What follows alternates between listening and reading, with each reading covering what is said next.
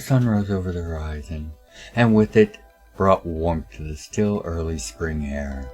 I looked out from the top of our observation tower, built onto the main house, and over the results of the combined efforts of all here. The fields were still bare, of course, but they were due to be planted over the next several weeks, but they stretched for miles. On the far side, I could see the towers of the first of the 4 walls that protected the lands that we had chosen to lay claim and control of.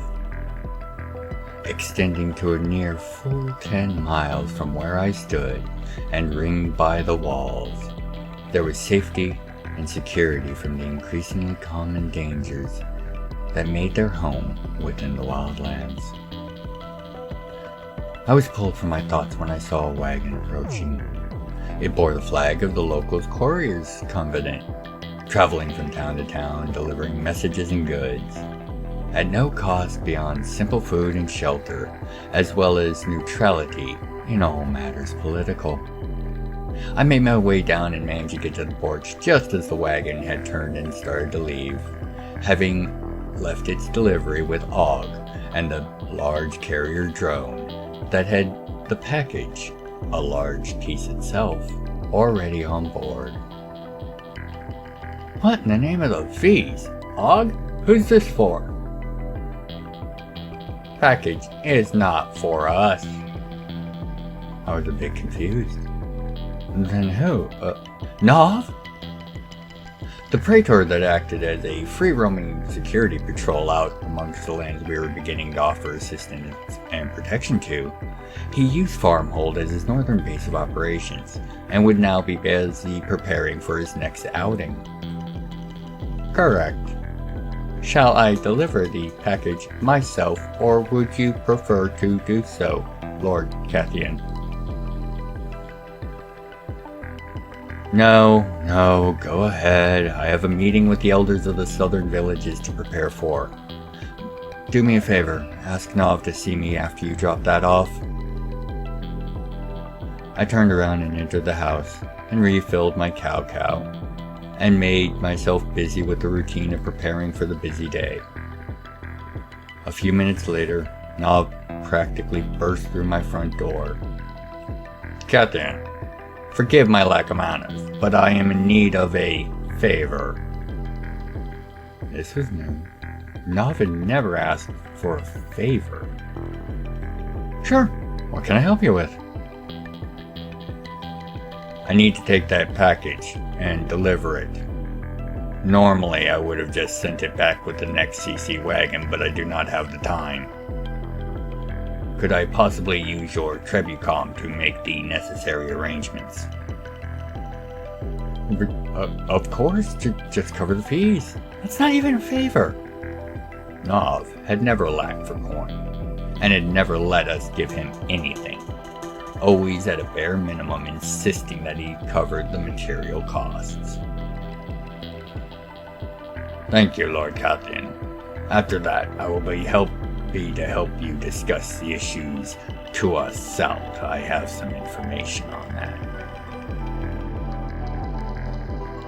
It had been a simple enough proposal, a request to meet and discuss horticultural pursuits.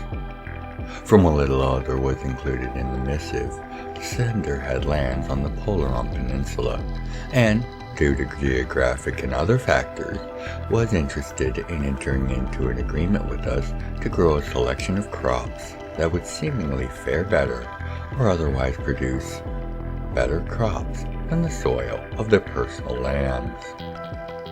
In return, they would pay for the use of our lands and for the labor involved with the process. But beyond the mention of a cut of end profits as an avenue of discussion, other details were scant. Only a return message card and the request for a prompt reply accompanied the missive. Having no real reason to distrust the offer, we had set a date and time for them to come and meet with us. As the brothers and I were watching the craft of our potential new clients float in on its final approach, the dense fog of the early morning was only beginning to thin. Only the bright lights of the skydock made it possible for them to safely land, it being illuminated in piercing beams of various colors of light. Justique was first to notice. "By the dunes, that's a first-generation Criterion transport. How is it even still flying?" Indeed, the vessel was a first-gen, thousands of years old.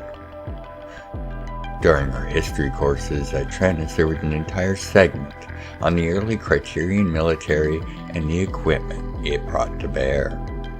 Now those were still only toys compared to both the craft of today and those of the NLR that they were hypothetically built to fight. However, they were nonetheless revolutionary for their time, and in the numbers they were built, effective. As the vessel broke through a particularly thick bank of fog, emerging like a bubble wrapped in the early morning mists, I noticed something else. Might be a first gen, but it's got an exclusion field.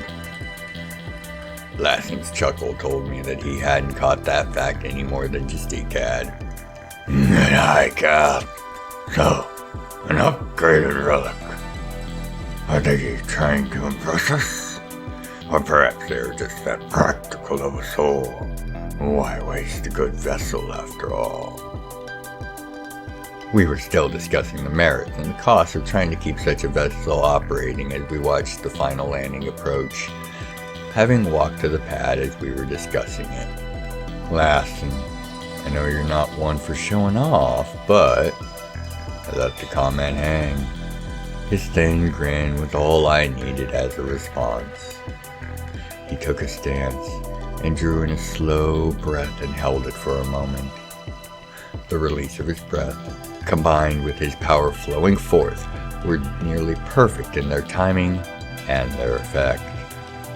As the pad and everything for a few yards beyond its edges began to clear the fog, as if swept away by the breath of some giant being, the vessel took a sudden clarity without missing a step, actually speeding up their approach and landing with expert precision. As the vessel touched down and Lassen released his power, the fog began to roll back in, no longer held at bay. Before it completely covered everything, and as the ramp began to lower, I spied a sigil on the side of the transport clearly for the first time. I only had time to whisper what it meant before the ramp had settled to the ground. "Laces tight, brothers. Looks like we're dealing with the farm." My warning was just barely given as the guards of our guests made their way down the ramp, aware but unconcerned or alarmed. The pair of goblins were wearing well-fitting yet rugged fatigues, each with a pair of crisp pistols on their hips. They made a cursory look around before signaling for their charge and our guest that it was safe. Had the ship's sigil not made me aware of where these individuals had come from, the guards would have been more than enough clue. I am no expert in goblin kind, however, one does not need to be to recognize the goblins of the farm. They were taller, stockier, and more keen of eye and manner, the results of ages of living and running an operation as expansive and intricate as the farm. It was known that the goblin clans of the farm were amongst the first of their kind, the first to become enlightened to the ways of civilization. The older goblin that was now descending the ramp, wearing simple yet stylish attire, was the very epitome of their kind.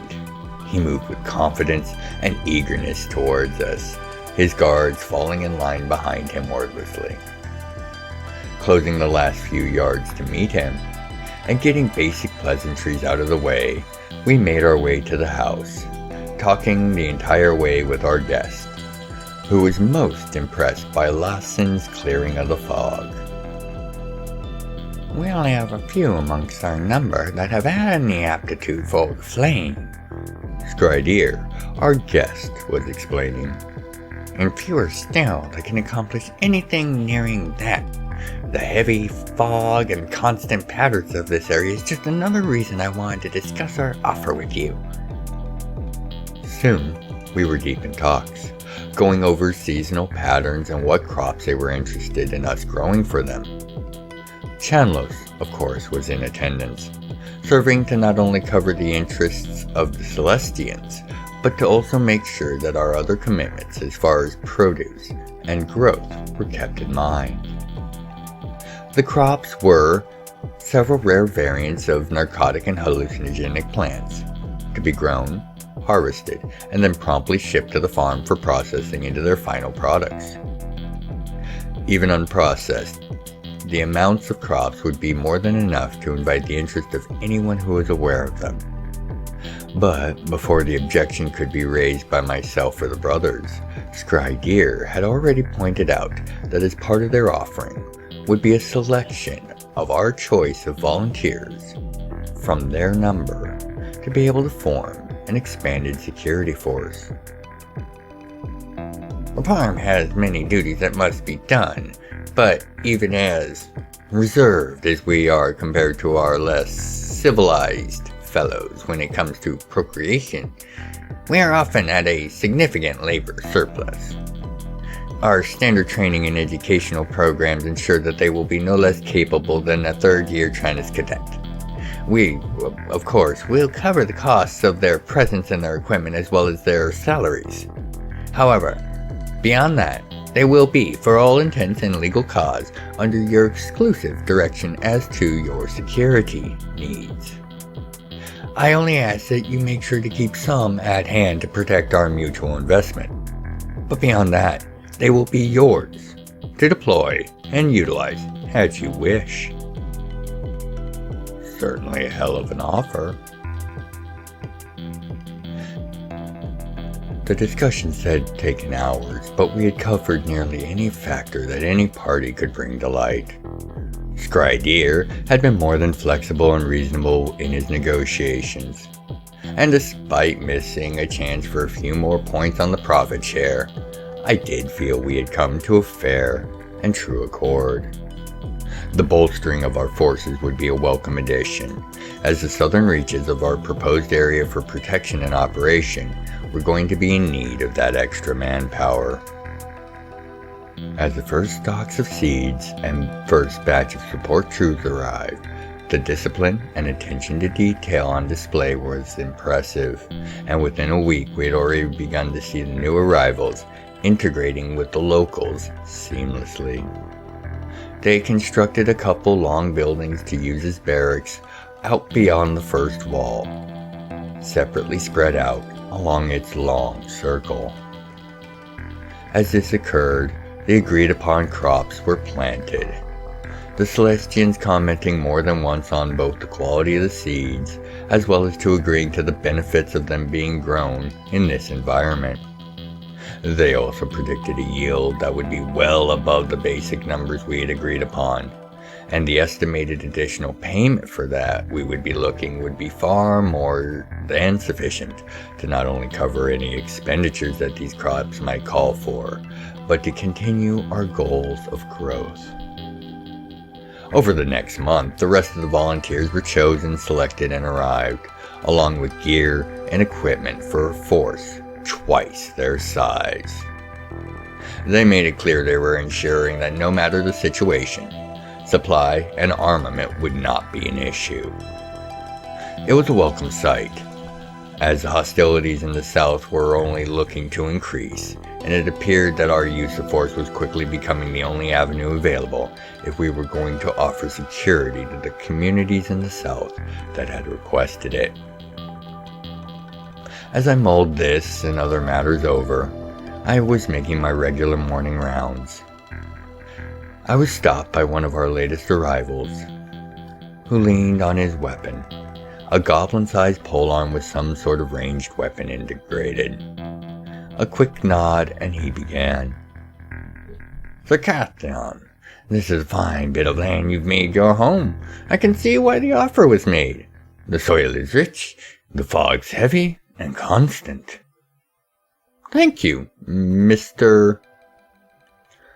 The small man inclined in a small bow. Scry Ost, Lord Katheon. None of that, Scry Arst. I waved away the formality. No chance that you're related to... Yes, Scry Deer is my great something grandson. That gave me a little bit of pause and prompted me to look closer at the man before me. A moment later, it fell into place. You're one of the farm elites? A Christon? He stood a bit taller and straighter, smiling coyly. Indeed. And after a century or 3 of service, I am on an extended leave, and I wish to offer my services in keeping these young'uns in line and effective. He gestured to the small groups of newly arrived goblins that were moving about. They are well-drilled and well-trained, but they lack experience outside the farm, and no one ever attacks the farm. I began to question why he felt more than capable than those already in the chain of command when I saw the ring on his finger. A smile slid across my face as I realized this was a fellow graduate of Tranus, a 4th year by the look of it. Well, Scryarst, what are your terms, if I were to accept your offer? Simple. Placement in the command structure, preferably someplace between the young'uns and the central command chain of your existing Cloudwalkers. I should be able to do the most good there. Besides that, all I ask is to be kept in the loop on matters of the crops that we are here to protect. I'll take care of myself otherwise, if you would just direct me to a place where I could construct my own residence. Oh, and you being a proper challenger for regular games of Chronostai. I raised my eyebrow, as Chronostai was a game that took lifetimes to even become proficient at for the normal person. Or so the stories went. Of course, that only actually applied to playing the game in its most difficult and complex form, and only immortals, gods, or other extraordinary persons would ever attempt to play in that form with any seriousness. The more normal versions of the game were played in nearly every tavern and bar across the realms, but were just as much a game of a sharp mind and finely tuned instincts.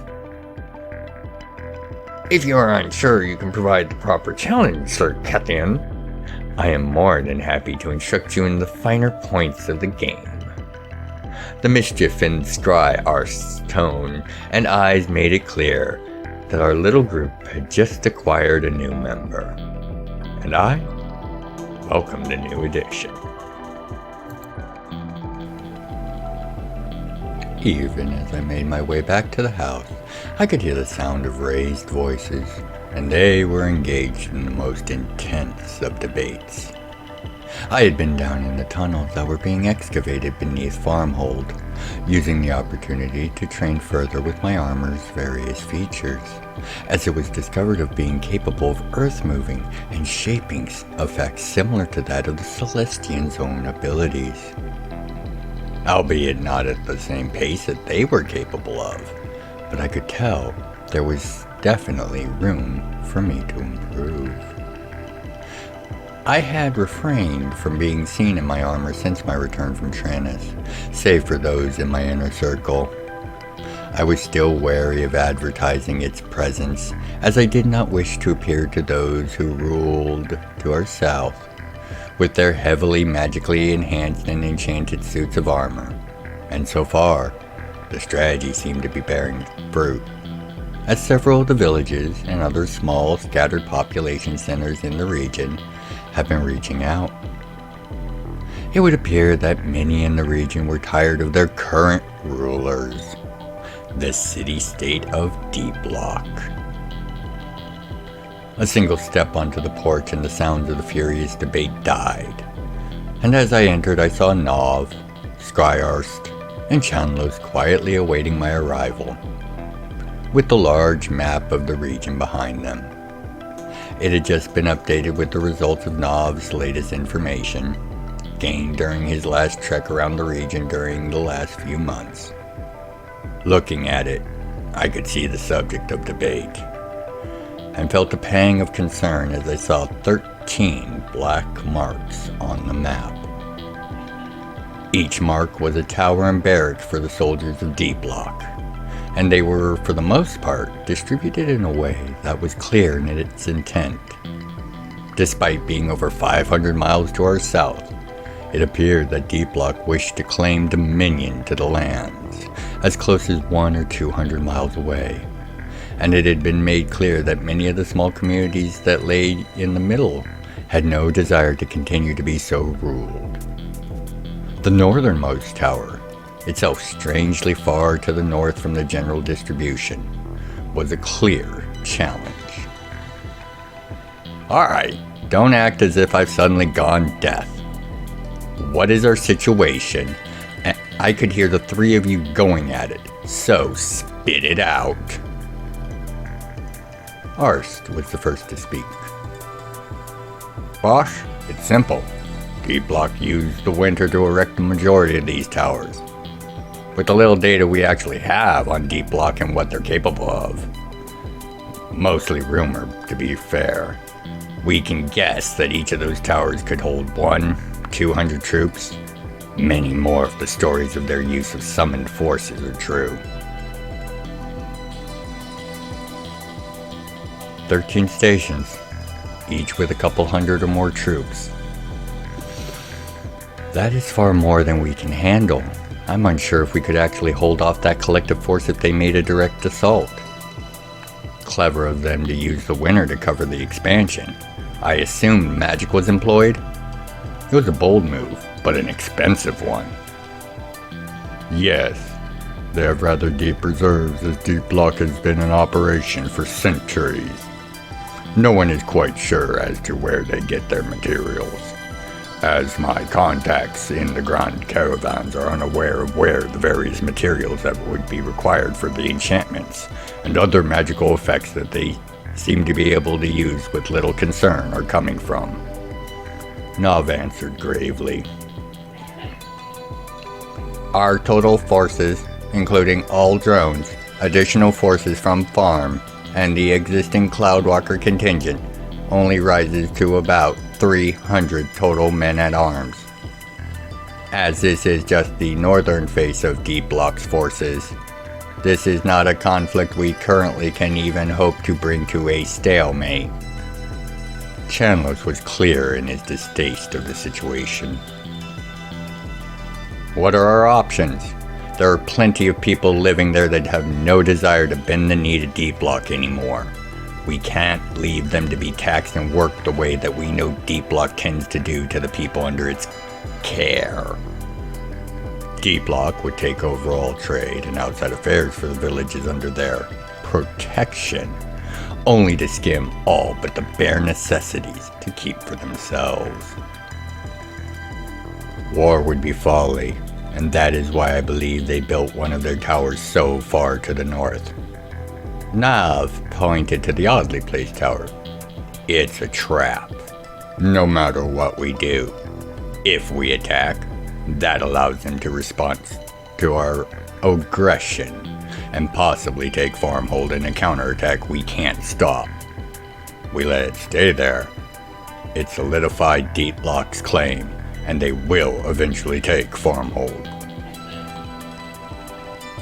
I've been telling these two we can turn this around, but we need time. Ars spoke up.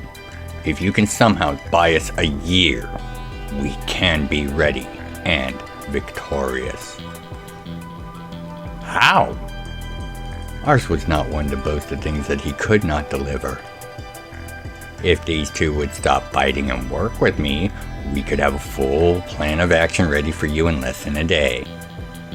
The gleam in his eyes told me that he was not only passionate about this, but sure of it as well. Is there any reason the two of you can't at least work with him to see if his plan has any validity?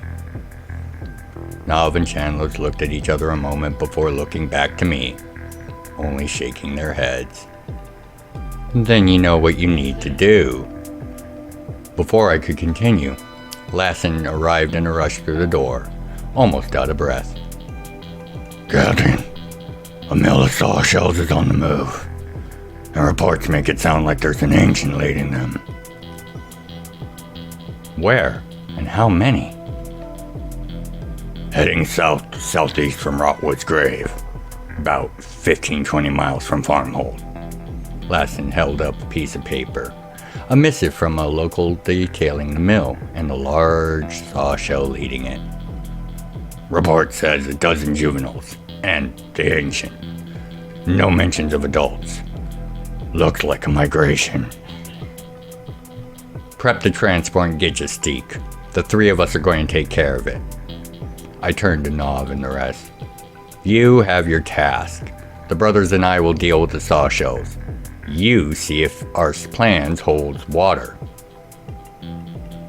As Nav and Chandler confirmed they would do as I asked, I made my way to the sky dock where my transport was parked. Saw shells were dangerous, and a migration of them, led by an ancient, could level a small city in no time, and thus demanded immediate action. Looking into the pool of liquid, a cowed figure watched as Katheon and his brothers met and defeated the migration of saw shells, taking careful note of the powers and abilities of the trio as they fought and killed the beasts. Of particular note to the cowed figure was the armor that the one known as Katheon wore as he did battle. Advanced, obviously magical and completely unknown to the figure. The armor's presence made it clear that the efforts to spy on these northern interlopers had been lacking in due diligence. Combined with the way they were able to swiftly deal with the saw shells, this revelation forced the figure to consider possibilities that had not even been a thought a week ago concerning Farmhold and its growth.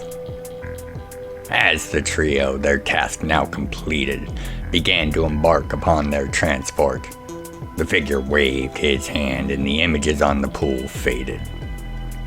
Looking at the man at the door of the scrying chamber, the figure spoke. This is an unexpected turn of events. That armor and the powers that they wield are not insignificant, and thus far this is the first we have been made aware of any of them having any sort of personal magical ability. The tall man at the door, wearing a similarly hooded cloak, merely nodded before speaking. There are only 3 young people. You have no less than 1,000 warriors to hurl at their pathetic farm. And that does not include the forces that can be summoned. You can expand that 10-fold easily. What good will they be able to do against those kinds of numbers? The first man took a moment to consider this. Yes, and what other surprises do they have in reserve? I was assured that they were not capable of resisting us in any meaningful way, and would serve as an easily conquered northern stronghold for us. This is now in question. Tell the Shadow Lord that we will require additional time to prepare. I am not going to risk my position in the region without having better intelligence. The man at the door nodded and turned to leave, stopping half-turned to speak. How much longer? We were to begin operations in a few weeks. Damn what the plan was. We will move when I say we are ready to move. If I want to wait until next spring to begin, I will do so. The Shadow Lord assured me that I would be in control of this region and would be able to do as I saw fit. For now, assure him we are only doing what is required to make this quick and effortless a conflict as possible. Farmhold will be ours. We just need to wait. We cannot lose this battle if we only ensure we have prepared correctly. I will convey this to the Shadow Lord, but I can already tell you he will not be pleased if we delay our efforts foolishly. I will endeavor to impress the need for caution and careful action. And with that, he left the first man in silence and solitude, to plan and to plot. It seemed to be a morning of surprises, I had thought. I was walking back to the house after being shooed from the underground excavations. Og had said that due to recent expansion of the node, the subterranean work was moving in such a way as to make my practice unsafe for all involved. He was quick to add that an area for me to train, while still helping out, was being set up, but they'd need a week or so to get it ready. Before I had crossed half the distance back to the house, Lanson met up with me to inform me an envoy of Deep Lock had just passed the outer wall. More surprises. With the thick, early morning fog, he would still be a few minutes away, and I had time to make myself presentable before the envoy, on his magically powered clockwork steed, slowly rode towards the house. He was wearing a comically thin set of armor, obviously ornamental, but, if properly enchanted, would serve just as well as proper armor, with far more range of movement. As he dismounted, he opened his saddlebags and held his hands high and turned slowly in the ankle-deep fog, addressing me and all of those that might be in the deep fog banks that covered the bulk of the area around the house. Check my bags and see I am here with no weapon beyond that of the quill. I come as an envoy of Deep Lock, and call for parley with the lords of Farmhold, according to the ancient rites and traditions. He let the words hang for a moment. What answer do the lords of Farmhold return? That's got to be embarrassing if you aren't addressing anyone more important than the butler. Lanson chuckled as he stepped out from the fog, not 10 feet from the envoy, with the steed between them. Oh, you know he is aware of the appearance of who he is supposed to address. Don't insult the man. Justique chided as he landed a few feet from the envoy from the fog above, placing him and his steed in a triangle between the three of us. The envoy just smiled and handed his saddlebags to Justique to inspect, who did, and suddenly looked at me with serious eyes. There's an Oathbinder in here, and by the Dragoons, it's a blessed one. I looked at the envoy. What contract do you bring to Farmhold that would merit the use of such means to ensure compliance? He smiled honestly, and with no hint of the venom I could easily see in his aura. I bring a treaty of non-aggression and free passage and trade, with the details to be worked out between ourselves before the final inkings. Not a simple contract, you can see, thus warranting the use of such potent powers. Treaty? Yet another surprise for the morning, and one that required exploration. This could be the delay that Ars was so desperate for us to get. Either way, protocol required action, so I intoned the ancient response. The lords of Farmhold welcome you and offer you the hospitality of our home for these talks. Come in and let us begin to speak in earnest. This was a morning full of surprises, and looked to have many more in store. We talked terms and provisions until breaking for lunch. As I sat with Lassen, Justique, and Chanlos, we spoke of the offers made and their ramifications. The offer was hard to understand. Deep Lock would abandon their northmost tower and allow for trade and travel both to anywhere within their lands without any levy or tax. This, on top of a guarantee of non-aggression from Deep Lock towards anywhere north of the area that was still wardened by their remaining towers. All they sought in return was a sizable order of foodstuffs, but easily within our abilities, and our pledge not to entreat the Grand Caravan to extend its route beyond Deep Lock. Curiously, it lacked any language that would solidify or recognize any claims of ownership over the lands being wardened. The only reasonable conclusion is that they're more concerned with maintaining their dealings with the caravans and acting as the middleman between them and the people, skimming a cut at every level. Justique opined. They don't need to own the land, just the supply lines. This would be for a year with the guarantee of no attacks, with no provisions preventing us from choosing to become the aggressor. This seems an odd omission. Hansen was right, but it made sense. Even if not by military force, we could just start supplying the villages ourselves. With the skyships, we have the capability. They want to leave us with all the room in the realms tact in bad faith, just so they can justify a massive response if we were to push south of the contested area, or as soon as the treaty expires for that matter. We are still missing something. I don't see the reason to sweeten the deal so much. It slaps at desperation.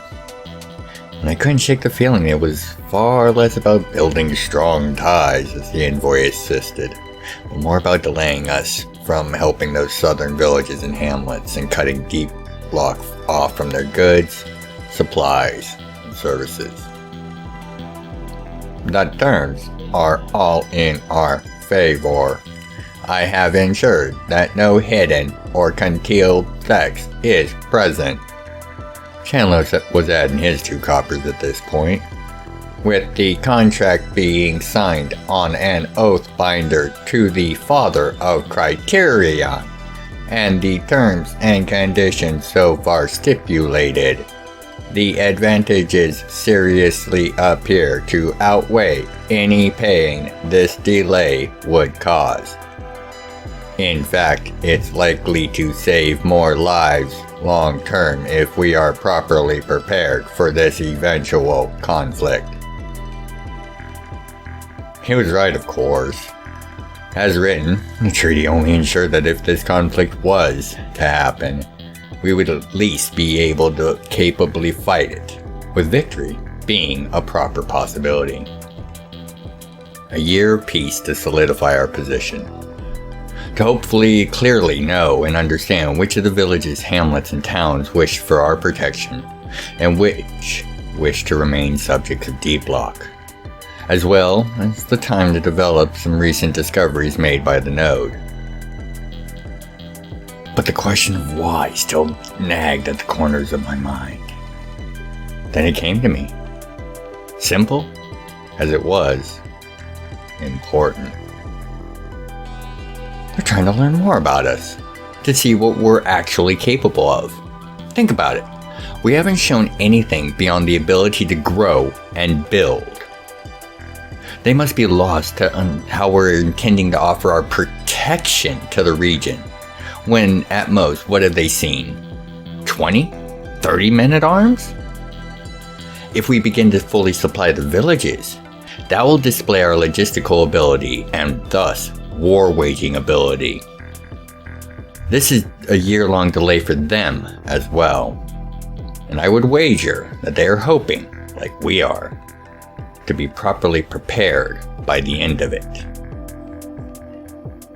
The rest seemed to not only agree, but to be relieved that not only was the answer simple and understandable, but it proved our efforts to keep our accomplishments, capabilities, and other such information to ourselves, as much as we have been able to, was not only the right choice, but an effective one. Lassen grinned as he looked at me. "Make sure you sign on the correct line, then, brother. We should go and finish this now. We only have a year to capitalize on this turn of fortune, and I, for one, would like to get started as soon as possible." The early morning clouds and fogs covered the area around Farmhold for miles, perfectly concealing my transport's departure and climb into the sky. The windows began to be covered in ice as we reached the edges of the planet's atmosphere, and I again checked all the seals, not wanting to experience any form of decompression on my first journey off-world, even if it was just into low orbit to attend a meeting on board an awaiting ship. My transport was thankfully designed for such trips, and could, according to its included manual, even make the trip to a planet's moon safely. However, stories of bodies freezing or otherwise greatly suffering, overheard during our pilgrimage to Solaris as a child, had left quite the impact on me, it seems. As the transport broke free of the clouds, and I saw my destination, a large cruiser that looked as if it were some sort of bulk civilian transport. After contacting the cruiser, identifying itself as the independent Newarthian vessel Haven, and after confirming the course and other such necessities of the docking procedure, I set the transport's controls and waited as my ship closed the distance to the landing bay, entered, and set itself down in the assigned landing area. Hearing the massive doors close and the bay fill with atmosphere, I looked out at the sleek, curved designs of the Katheon ship, and was only pulled away from the various ongoing details, such as the psi forms that were working in the bay, by the console beeping to indicate the process was complete and I was safe to disembark, with a glowing button to activate the departure ramp and doors. I pressed it and made my way off the transport, meeting a Katheon man as soon as I was on the base deck. He was a small man, and even without the lab coat it was obvious he was a man of science. "Greetings, Lord Katheon. Please, this way." He motioned and led the way to the meeting hall, making small talk along the way. His name was Katheon, an inventor of some fashion, and he was most happy to talk about the goings-on of the recent years in the interstellar arena. It was not particularly an interest of mine, for my own concerns were far more local at this point, and the fact that this meeting was in regards to a group of settlers that had come to ask permission to join Farmhold was the only reason I had left the affairs of home at all. However, the passion he was relaying the information with was more than enough to spark my own interest, for the duration of our walk at least. The meeting itself took several hours, as the representatives of the groups making up the potential settlers had nearly as many questions for me as I for them. Commitments and loyalty, laws and their enforcement, all were gone over either in brief or in great detail, as was needed. By the meeting's end, it was understood that pending full approval by the rest of Farmhold, they'd be able to begin the process of conveying their people and the rather large amount of materials and personal property to Farmhold, as it was unlikely that they were not going to be welcomed by all.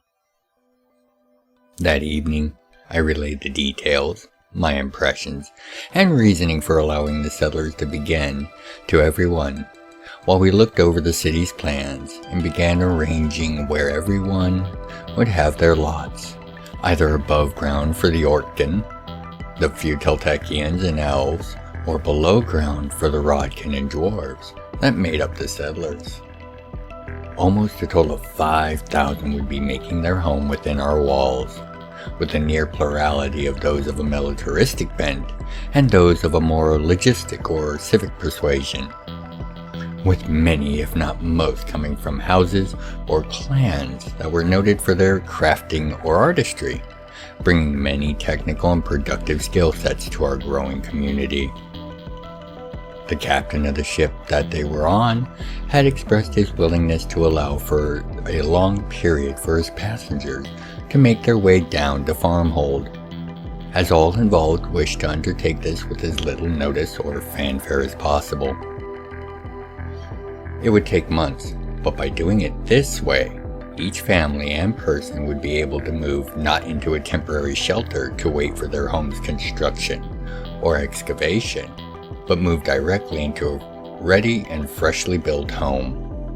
It also allowed for a more gradual and therefore more effective integration with the existing residents of Farmhold, helping to prevent any issues by catching them early and addressing them head on. At the end of everything, I had broached the one question that no one had asked during the entire discussion. Why were they coming here, and what were they running from? A collection of personages and skills that was represented here would be a welcome boon to any colonial effort. So why seek to settle on the home realm, if not to benefit from the protection that mere presence here affords? To their credit, none looked surprised at all when I began to lay out why exactly they had left Newarth, hungry for a place with both the challenges that the Wild Realms would offer, and desiring for their families and loved ones to have the peace of mind of living in the safety of the home realm. It was simple. The Teltekian elements of the group, while very few in number, were something that the Teltekians as a whole deny the existence of publicly. They are known as the Sladich, and thus were in a odd gray area of being considered too dangerous not to be under total confinement, while there existed means and ways to allow them to mitigate much of the danger. Unfortunately, it seems there are those in the Teltekian power structures that would see the Sladich as an embarrassment to be locked away, if not a mutation to be purged. DM, the leader of the Sladich that this group of settlers chose to leave their clans and homes to protect and support, informed me that all the needed systems and precautions were at hand, not only for his brothers and sisters that were with him now, but for their full number. Most of his people were still back in Physiolock, hidden away from those that would see them killed in their sleep, or forever imprisoned for the crime of being a blemish on the Teltekian race. He told me that his men would serve, and they would never bring harm to Farmhold or her people, so long as everyone involved were reasonable in how things were conducted. It was then that Lassen raised his hand and asked the question that, by the nodding of everyone else, had been common among my growing family of Farmhold. One I should have seen coming, to be fair. What in the guns is a Sladich? Sitting across from Skryarst, I contemplated so many things. And looking over the chronostide board floating between the two of us, I knew my heart was not in the game, as it was not one of them. Arst, for his part, had said nothing about it for the first game, as I played more at random than with any set strategy or plan. After I lost the second game in less than 2 acts, he began to speak far less and slowed his plays down, allowing me to get lost in the maelstrom of thought I was so obviously subsumed by at the moment. During what had to be our 5th game, he decided it was time to pull me from my contemplations by reaching over and cutting off the game mid-play. He looked over the board, now resting on the table between us, and spoke. "What's the problem, Katheon?" Before I could begin, he continued. "I know Nov's been gone for a month without a word, and ever since you got that message a couple of days after he vanished, you've been moody, quiet, and distracted. No one knows what's going on. Lassen and Mystique are still in the home city and have been for months. And to be frank, Katheon, people are getting nervous. Truth be told, I'm starting to lean in that direction myself. So, what's the matter?" Having said his piece, he sat back, waiting for my response. I drew out a folded parchment, the message in question that had been delivered. I set it on the table and I slid it towards him. He unfolded it and began to flip through the now small pile of sheets that manifested as he opened it. "It's magical," I explained. "There's over 200 sheets there. Specs for 4 different models of advanced ground vehicles, with the fielded unit of them being 1 command vehicle, 2 arty and anti-air focus units, 2 more close support and troop transports able to carry nearly a company apiece, and to round it off, 5 super heavy assault weapon platforms." Ars looked up from the papers. "These are an issue, yes, but still, they're easily within the range for what we have planned for. Surely." I could only sigh. "Keep reading. There's also specs for a Griffon-class airship, carrier configuration, with a full complement, 8-4 split between multi-role air supremacy and close support units and transports. Each of them up to accompany themselves in capacity." He didn't bother looking down to confirm. "That is more than an issue, and can I assume D-Block has somehow acquired these craft?" "From what I can tell, they've only made the order and prepaid for the craft. Our friendly informant, whoever they are, sent only the purchase order, receipt of funds, and specs. Delivery date is some 9 or 10 months away yet. Looks like someone at Ego either likes us or really doesn't like D-Block." "So, what's the bigger issue? It's not like we don't have plans for such eventualities. Don't we aim to be able to contend with dragons if needed?" Arst was not wrong, and given the time and resources, Farmhold could easily hold off and defeat even this collection of super heavy assets. But that was the rub. We had most of the time needed, but only some of the resources. "Simple, Ars. We don't have enough Chris.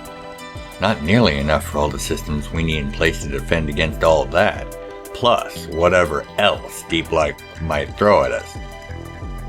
The wiring for the city and the point defense Chris guns alone will stretch our reserves to the breaking point.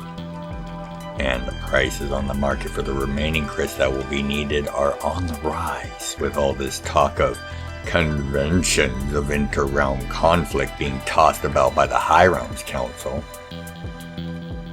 Ars shook his head at the mention of affairs of inter-realm business. "The fools floating about the stars are not our concern, Katheon. However, I may have a solution for you. It wouldn't completely resolve the shortage, but it should take a significant load from it. His face scrunched as he thought about this idea. I should check with the Smithmaster Hammertone and Chanlos to see if it's a viable plan.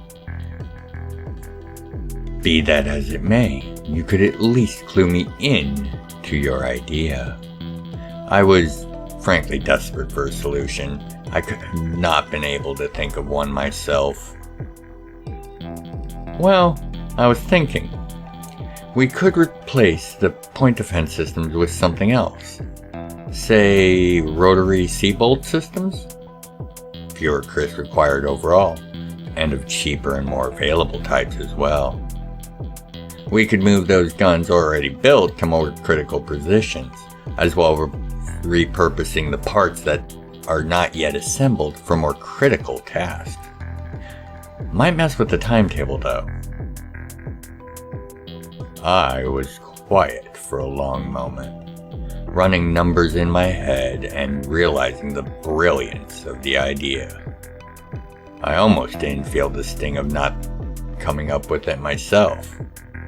Almost. Go and see if it'll work. I think it will. And give Chandler these specs. I'd imagine he will want to work on countermeasures. Thank you for the idea, Arst. You may have covered about, half the shortfall? Maybe a bit more or less. Chandler will be able to calculate that.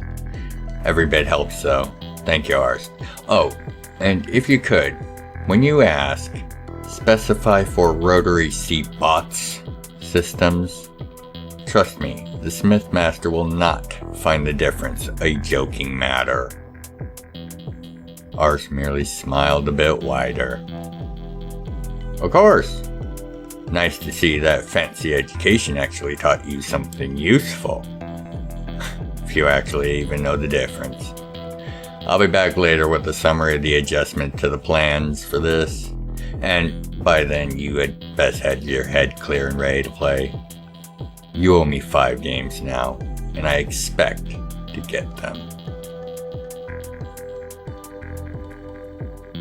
Later that evening, after spending the day checking with both the Smithmaster and Chanlos, and working out the details for the new weapon systems and how much Christ and other resources would be saved by this change, Scry Arts triumphantly entered the main cabin, where Katheon and the brothers alone lived. Finding the cabin cold, dark, and empty, with Katheon's gear exactly where it had been when he left, Arst cast his gaze about the cabin, and soon found himself transfixed on the mantel, and to the 3 candles that sat there alight. He knew little of the blue flame or its tricks, but it had been explained to him that each candle was kept alight by its creator's own life force, one for each of the brothers. But Katheon's candle was wrong. Its flame seemed reduced and split, with 4 flickering sub-flames burning beside the main. And that is when he felt something, and it was like nothing Arst had ever experienced. It was agony, pain, helplessness, all bound together in horror, and it sent involuntary shivers and chills down Arst's metal spine, and made him feel a terror in the pit of a gut he had not possessed in centuries. He fled the cabin, the horror fading but still echoing in Arst's mind and soul. He could say but one thing as he sprinted towards the Celestian's node house, kicking up large clouds of dust with each leaping, bounding step. What in the name of the V's is happening to you, Katheon? And where in the realms are you, child? Returning to Jam'mar herself and the situation at Farmhold. Justique and Lassen are managing the best they can, advancing the plans laid out in preparation for the coming conflict. Chandlos and the Celestians, as well as the rest of the leaders of the community, agreed that keeping Katheon's disappearance unremarked was best for the morale of the still young and untested community. With shortfalls in materials still a looming issue, as well as months of trying to find Katheon on his own with no meaningful progress, Scry Ars has left Farmhold on a temporary basis to, as he put it, make an ass out of myself and maybe, just maybe, be able to find us some help. If you'd like to contribute to the further exploration and explanation of the realms, please consider leaving a comment, a like, and sharing the video around. I read all the comments and make efforts to reply to each. Thank you for helping to grow the channel, and know I look forward to each and every one of your comments. Other methods of support can be found in the channel's description. Thank you for watching.